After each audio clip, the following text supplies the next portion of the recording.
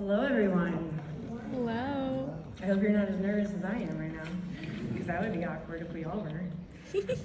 Before I even get to an introduction, I want to first start by having everybody participate, and yes, I mean everybody. And in case you're wondering, is this one of those speakers that you could tell used to be a teacher because they're making awkward eye contact with all of you to make sure you're participating? Yes, I am.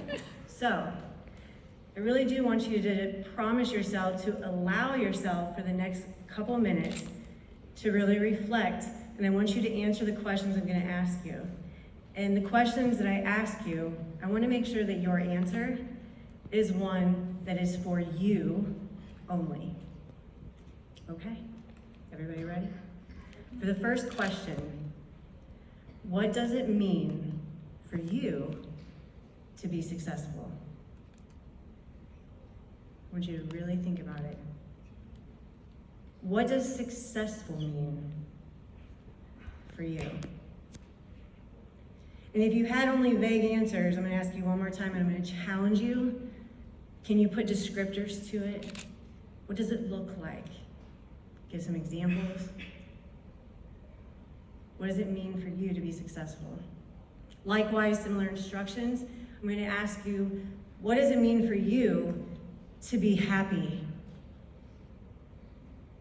What does happiness look like for you? Feel like? Pause with those thoughts, and just like typical teacher fashion, I'll get back to them. My name is Tracy Montgomery. I'm a senior career advisor at Career Exploration and Development here at Kent State University. I actually graduated from this same program in 2017. And in case you're wondering, or you're scared that, am I going into an industry where I age that much in 6 years? Don't worry, I started late. So, I was actually a high school English teacher for 11 years. Loved my job, never thought I would do anything different for the first 9. And then I didn't have the skill set yet to then learn and identify what happens when suddenly you're just not happy. I shiver at the thought that I almost took it as a sign that maybe I should quit teaching, but I battled with that because the part I loved the most about my job was always in my classroom and with my students. And I tried to ignore the toxic environment around me. I learned to know my worth. I left a job where I had seniority, I left a job where I had security, and I left a job that the vast majority of it I loved. But I needed to take my own advice that I often gave students, my juniors and seniors. I had to take the own advice that I am now giving my sons. And that is, there is more than one right career path for all of us. We don't do enough telling each other that there's more than one right path for all of us. We have to find something that fits us. So, in doing so, I did something extremely crazy, and I resigned from a job I loved with seniority and security and decided to head in a direction that I didn't know where it was going. Very responsible, right? So I ended up finding the higher education program here at Kent State. My first day ever stepping foot on Kent State campus was my first day of the program in 2015. I'd never been here prior to then. So I walk into this program at 35 years old. Now you can feel better about the age thing. You're not gonna age that quickly. I came in at 35 and I knew that much of my cohort was gonna be much younger than me. I have never had a problem learning from everyone. I never once looked at the young adult next to me as me knowing more and them not understanding. Not at all. I had a beautiful cohort. And I learned a lot from everybody, no matter their age or where their experience was. And I also enjoyed the program and all the speakers that I would get the honor of listening to. I will tell you what was different about my age, though, is that when I listened to those speakers, I did often see traits of each speaker in myself. made me feel good to know that they had similar passion, that it was centered in the same place where my passions were. But when it came to career trajectory, I didn't have any that really I could relate to. But that's only because at 35, I had enough of a wonderful experience of working directly with students that I never desired any actually particular degree or title or a certain path. That has never been me. And so I never saw myself in their career paths, but I saw myself in bits and pieces of all of them. I wanted to tell you that because I want to make sure that you're measuring yourself and what it is you want to do based on you and not what you see. All I knew, even though I didn't care about titles or degrees, all I knew is that I wanted a platform to create intentional impact. I loved that I was able to do that at the high school level, and I often had students come back and talk to me about their college experiences or wishing they had a Mont G at the college level. That was the nickname the school gave me. I had it for over a decade, I can't get rid of it. But they're the ones that inspired me to try to figure out where at the higher education level can I go and try to make an impact. That's all I cared about for my job description. So, I want to go back to those questions that I asked you. What does it mean for you to feel successful and happy?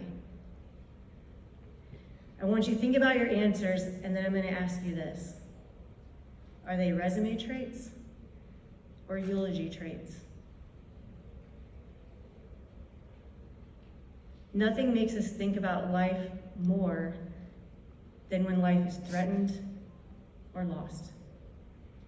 You see, most of you might not be able to see, I put my graduation cap in front of the podium. In 2017, when I graduated, that's the cap that I wore. And on top of it are my dad's final heartbeats of his final hour of living. 1 month into the program, I get a call that my dad had collapsed, didn't know why. Long story short, found out he had brain cancer, had emergency surgery. 2 weeks after he got home, I had emergency surgery. 4 weeks after that, right before finals week, my dad had his second emergency brain surgery, and that's when they told us it's not gonna be long. So in February of the first year of the program, I was attending my dad's funeral. He was my world. And it was at his funeral that even though he was an older gentleman, the funeral home kept telling us, like, well, he's older, so we tend to do those just later hours because it's not as busy. I kept trying to politely tell them, you don't know my dad. It was the minimum time was a 3-hour wait to pay respects. You see, my dad never had the opportunity to go to college. His dream was to be a math teacher. He would have been a phenomenal one. My dad worked mostly in a factory setting his whole life. His impact had nothing to do with his academics or anything that was found on a resume. Hours long of the line, his impact was where he was at. I want to challenge you with your thoughts and definitions about being successful and happy, because I want to make sure that what we're celebrating today, that you understand maybe a different perspective of how you should celebrate. Don't get me wrong, congratulations on the degree. That is awesome, it's an accomplishment, it is something you should frame, you should be proud of, and it should serve as a reminder. But that's what I'm gonna congratulate you on, not a degree. Accomplishments are simply byproducts of who we are. I'm a firm believer in that. Our accomplishments are byproducts of who we are. So with that being said, congratulations, graduates. Congratulations on not giving up at all the times that you wanted to. Congratulations on dedicating the time and energy that it took to be here. Congratulations on trusting that process and trusting yourself to make it through the process. Congratulations on your resilience. I have seen firsthand many tears, and I know many more were shed that I never saw. You were resilient. A lot of you experienced a growth in life and who you were as a person. You learned things that you never were prepared to learn, things that can never be put in a description for a graduate program, exactly everything that takes place in graduate school. It's impossible. You just have to experience it. And there's a reason why it's a distinct degree, because a lot of people can't handle that. But you did. Congratulations on simply becoming a better human than you were before you started this degree. I'm going to end with 5 pieces of advice. This is very hard for me when I realized I had the honor of being up here. And I had to really reflect on what are the 5 things I feel like you need to hear the most. First piece of advice. 1, always go confidently in a direction and not a destination. You can have a destination in mind. Maybe you have that goal, you have that career path that you have your eyes set on. By all means, go confidently in that direction, but don't have tunnel vision. Let life do its thing, because you might find something far greater to the right or to the left of that destination that you never even knew about. I would actually dare say that any graduate in here, when they were in elementary school, was asked, what do you want to be when you grow up? Were there any graduates that said, I want to be a higher education professional? Are there any? That's my point. It's going to continue to be like that. That's the beauty of life. Go confidently in that direction and unapologetically go. Because you don't even know that your dream job might have not been created yet. So just keep going and where you're confident. Secondly, be humbly confident. I've learned this lately. I was figuring out a way of how to define it. I came up with that phrase. Even if it sounds horrible, that's the phrase. Humbly confident.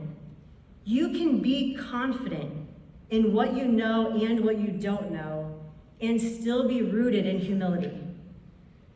It is possible, and it is actually necessary. Necessary for your mental health, necessary so you don't guilt trip yourself. Be confident in who you are. And you'll never go wrong when you stay rooted in humility. It keeps you grounded, and that keeps you grateful. Thirdly, don't let the fear of failure hold you back. This might sound a little bit depressing as I'm a keynote speaker trying to charge, but I'm just going to tell you something. You ready for this? If you're afraid of failing, you're going to. And if you're not afraid of failing, you're going to. Everybody is going to experience failure. What you have to ask yourself is, are you going to deal with the failure of holding yourself back and having regret? Do you want to regret failure holding you back so you never actually knew what your potential was? Or do you want to go in a direction knowing you might fail, and guess what? That's how growth happens. Allow yourself the opportunity to grow by allowing yourself the opportunity to fail. We all fail. It's okay. Fourthly, and even though I have a 5th point, this is still probably the most important. Impact is wherever you are. If you are wondering, well, I'm not sure if in this job I'm going to be able to have the impact that I want, if I'm going to, your impact is wherever you are. And the depth of your impact is only going to be as deep as you are present in every moment. Let me repeat that. I want to make sure you're hearing that correctly. Your impact is only going to be as deep as your presence in the moment. You see people in all types of positions that could have more of an impact than they do, but they're not very present. And the ones who are, whether it's talking to a stranger at a gas station and smiling, and you might have just been the first and only person to smile at them at that day, to students in a classroom or in your office that you're advising, impact is wherever you are. Finally, be honest with yourself about what your definition of success and happiness is. Be honest with yourself. You need to, because that way you can give yourself a measurement, and also so that you don't need to wait to feel successful. Don't wait to be happy. I see way too many people concentrating on their resume and investing so many hours into their resume instead of what their resume represents. You need to focus on that invisible resume, and you cannot go wrong. Because when you're focused on that and that invisible resume feels good, everything else just feels right. Celebrate successes on the way. When you work on your invisible resume, here's the career advisor coming out in me. You should work on your resume often. You need to update it regularly. You should be able to update it at the end of every year and be able to look back a year later at all that you accomplished. But I would advise, don't wait a year. Break it down to month, week. Break it down to the day. I really feel like I'm one of the happiest people I know, and I finally figured out it's because I'm really proud of my invisible resume. Education has given me a platform where the joke was I thought I was getting into a career where I could impact lives. They've impacted mine. Stop waiting to feel happy and successful. Live in the moment. Your success and your happiness is wherever you are. Thank you, and congratulations. Woo!